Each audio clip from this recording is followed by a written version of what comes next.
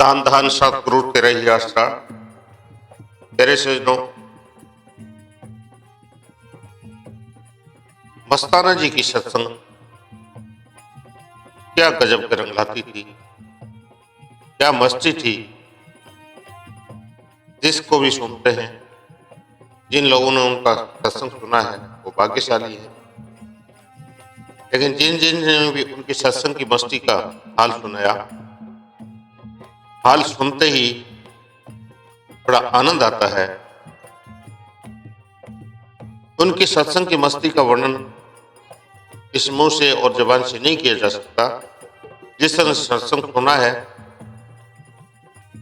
और उस मस्ती को लूटा है, वो अपने आप ही महसूस कर सकता है। एक समय की घटना है, दिल्ली में एक प्रेमी सऊद साहिब थे। पहले कई कई दिन कल्बों में से नहीं आते थे। अब जिस परिवार का आदमी अपनी पत्नी को छोड़ के, बच्चों को छोड़ के पूरी रात कल्बों में रंगडेलियां मनाता हो, शराब उड़ाता हो, उस घर के क्या हाल होंगे। बड़ा मुश्किल काम था। घर में बीवी बेचारी तंग आ जाती थी। जब इधर सत्संग में आने लगे तो वह क्लब वगैरह सब भूल गए। दिल्ली में एक बार सत्संग हुआ, आप अपनी औरत के साथ सत्संग में आ गए और बच्चों को घर सोते छोड़ आए और उनको कमरों में बंद करके ताला लगा आए